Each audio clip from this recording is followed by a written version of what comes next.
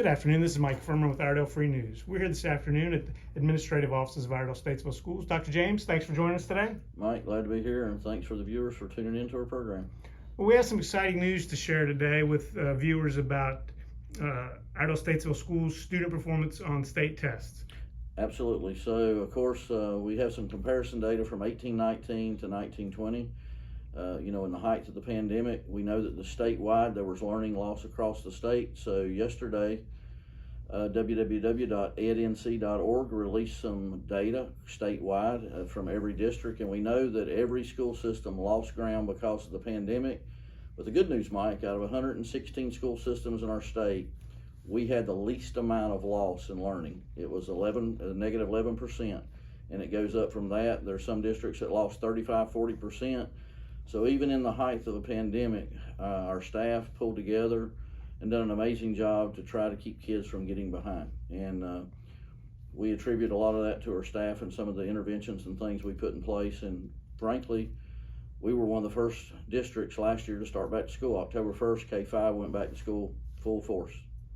And you feel obviously that's a big component, and you've been preaching that the most important thing is having students in schools. Absolutely, and the data that just come out at ednc.org proves that there's a huge learning loss, and those districts that got back face-to-face have the least amount of loss.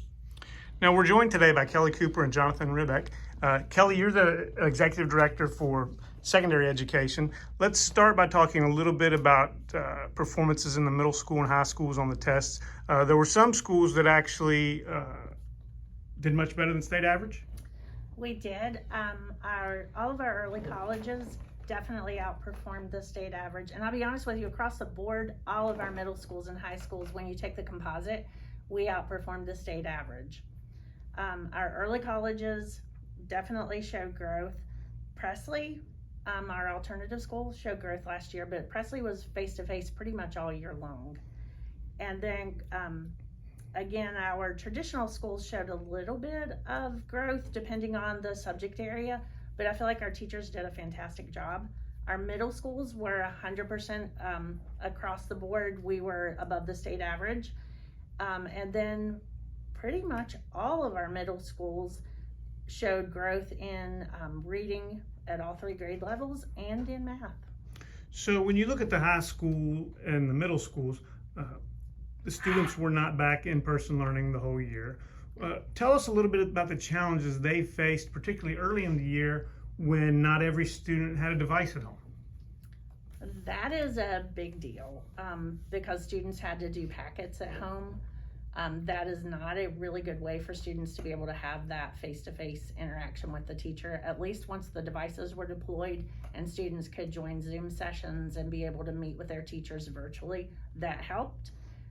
For most of the year, our middle schools were on at least an AB day schedule, and the majority of our high schools were. Lake Norman and South were our 2 that were the latest adopters. They came in on the AB day schedule in January, and the data kind of supports that. So just for briefly, tell us how you build on this momentum. Are you changing any strategies for the current school year based on what happened last year, or have you kind of hit a reset button and gone back to pre-pandemic?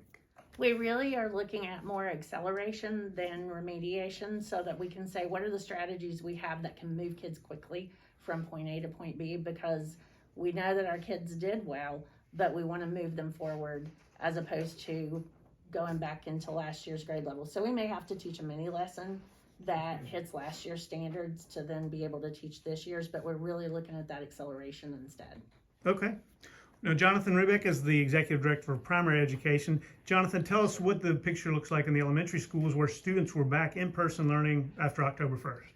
Yes, so in elementary, we're very excited about our data to show that basically all subject areas were well above the state average, and when we even ranked them, we were in the top 10 in some areas, and I can say as an elementary, that's rare.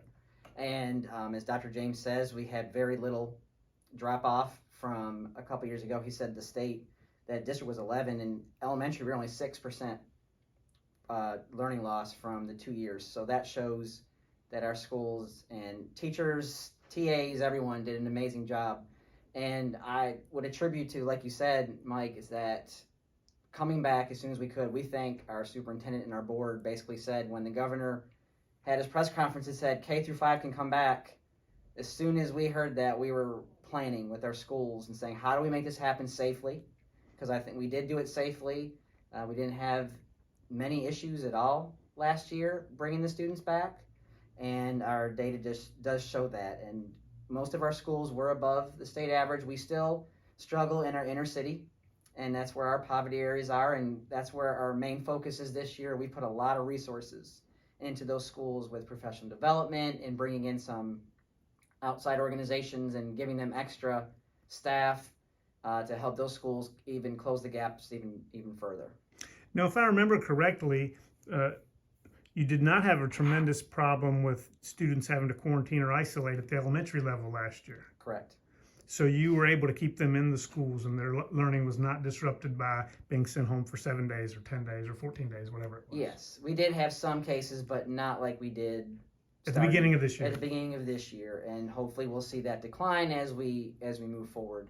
Now, because our data shows that students being face-to-face is where they need to be. And so last year we had about 1,200 students virtual who didn't return. And this year we're down to about, we still have virtual, we only have 3 classes though, about 60 students. Okay. So I think that'll make an impact, because when we looked at their data, the students that were virtual did not do as well as the students who were face-to-face, which just shows once again in the elementary level, it really does benefit students to be in that classroom with the teacher. And that's a good point you make. And about as far as the masking, the masks were mandatory from the state for K-5 last year. Is that correct? That's correct. So it's important that you know, if you're going to keep the students safe, you need almost universal compliance. And you're seeing that so far this year? So far, yes. We do have some with waivers who it's needed. But for the majority of elementary, yes, they're masked and we're following all the guidelines of distancing and trying to keep the kids where they need to be to keep them in the classroom, so we're not having to quarantine and send students home. Okay. Well, that's some great news from both the elementary, middle, and high school levels. Dr. James, I always like to give you the last word in these interviews. Tell us one more time about the challenges that your teachers and staff have overcome just throughout the district to get you where you are today, and you know what your focus is going to be on going forward. Well, of course, Mike, when quarantines happen, it happens to staff also.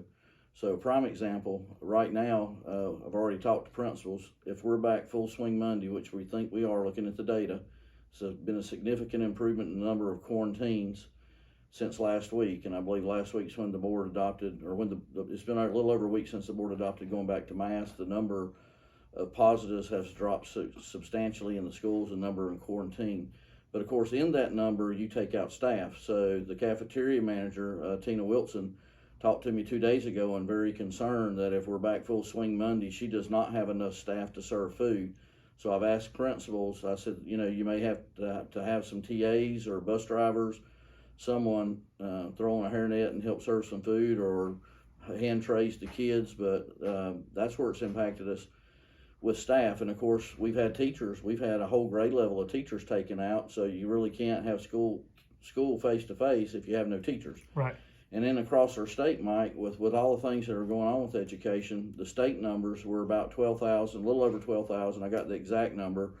So it's somewhere right at 12,000 of open positions statewide that we cannot fill. 2,900 K-12 teacher positions are open in the state. I'm on a subcommittee for residency license, which is a little bit lower than a lateral entry. To me, we haven't got all the bugs out of it, but it's a quick way to get somebody in who was an education major. We can do that for about a year, but there's some hoops they have to jump through. We have 3,200 of those people statewide. That is the highest number ever, and that's not good, because about 40% of those will probably stick with teaching. So that means that we even have a greater number of teacher needs in our state, and we're not seeing in the job fairs, we're not seeing anybody show up. In substitutes, we can't get substitutes to come in the building because of our number of COVID cases and quarantines and isolations. So, you know, for $80 a day or $100, if you're a licensed teacher, you really don't want to walk into a building that has a potential to get you sick. So substitutes are few and far between. So if a teacher is out, we're having to scramble. So we have people, coaches that are going in to teach class. We got administrators going in to teach class. We got administrators driving buses. So what I'm hearing from our people is we pretty well have stretched this as much as we can, and it's not sustainable. So if the quarantine numbers, if we can't get them down, we're going to have to do something different. We can't sustain this pace the rest of the year. Normally we have people about April or May get burnt out. We're already hearing that.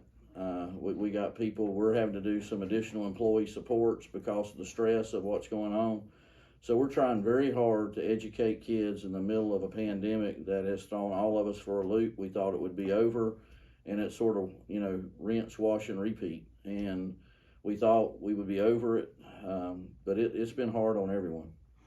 Well, the test scores and the information you've shared today show that the district has rallied, and it is difficult to probably ask your people to rally day after day after day. So hopefully we'll see those numbers drop, like you've said, and you'll see greater staffing, and you'll really get to focus on what you're in schools to do.